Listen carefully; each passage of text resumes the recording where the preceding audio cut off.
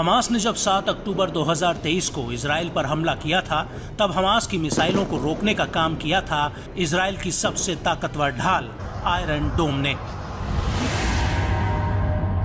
Hamas के ज्यादातर missile और रॉकेट्स को आयरन डोम ने इंटरसेप्ट कर लिया था। आयरन डोम ही वो हथियार है जिसके दम पर इजराइल किसी भी बाहरी हमले को रोक पाने में कामयाब हो पाता है।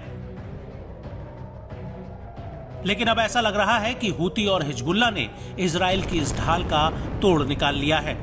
दरअसल 19 मार्च की आधी रात को करीब 2 बजे हूती की तरफ से दागी गई क्रूज मिसाइल इजराइल के इलेट सेटलमेंट पर आकर गिरी थी और खुद इजरायली न्यूज चैनल 13 के रिपोर्टर एमलॉक बोकर का कहना है कि ये बेहद ही गंभीर और महत्वपूर्ण गलती है कि एक क्रूज मिसाइल को इजरायली एयर डिफेंस सिस्टम पकड़ नहीं पाया।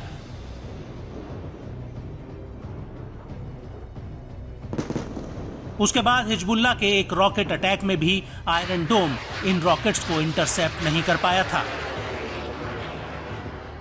जिसके कारण आईडीएफ के 2 जवान घायल हुए थे। और अब लेबनान के हिजबुल्लाह ने दावा किया है कि उसके लड़ाकों ने शनिवार दोपहर 2:20 पर इजरायली कफर ब्लम सैन्य अड्डे पर 2 आयरन डोम लॉन्चरों पर आत्मघाती ड्रोन दागे, जो सीधे टारगेट पर जाकर लगे हैं। वहीं इजरायली मीडिया ने भी इस बात की पुष्टि की है कि कफर ब्लम पर ऑपरेशन से पहले सायरन सक्रिय नहीं थे, जिसके कारण क्षेत्र में आग लग गई, क्योंकि हिजबुल्लाह द्वारा किए गए हमलों को रोकने का कोई तरीका ही नहीं था। लेकिन अब आपको बताते हैं कि आखिर इजराइल का आयरन डोम एयर डिफेंस सिस्टम है क्या, जो उसका रक्षा कवच कहलाता है। तो आपको बता दें कि आयरन डोम दुनिया का वो एयर डिफेंस सिस्टम है जिसके वार से कोई भी मिसाइल बच नहीं सकती है, या यूं कहें कि इजराइल के हथियारों के जखीरे में आयरन डोम सबसे ज्यादा ताकतवर हथियार है। आयरन डोम दुनिया के सबसे शक्तिशाली एयर डिफेंस सिस्टम की लिस्ट में आता है। ये जमीन से हवा में कम दूरी की मारक क्षमता वाला एयर डिफेंस सिस्टम है। आयरन डोम रॉकेट, मोर्टार, गोला बारूद, ड्रोन को कम दूरी पर मारने में सक्षम है। इसकी रेंज करीब 70 किलोमीटर तक है। इसमें 3 चीजें बेहद ही अहम हैं। पहली, डिटेक्शन, ट्रैकिंग रडार और बैटल मैनेजमेंट और हथियार नियंत्रण। इसका मिसाइल लॉन्चर 20 तामीर मिसाइलों से लैस होता है।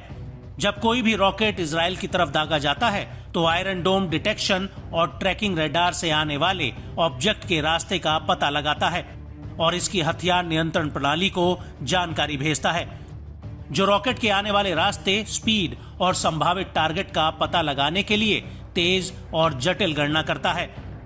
और यदि आने वाला रॉकेट किसी आबादी वाले इलाके या रणनीतिक प्रतिष्ठान की ओर आता है तो आयरन डोम के लॉन्चर से तामीर मिसाइल फायर हो जाती है और ये मिसाइलें हवा में ही रॉकेट को खत्म कर देती हैं।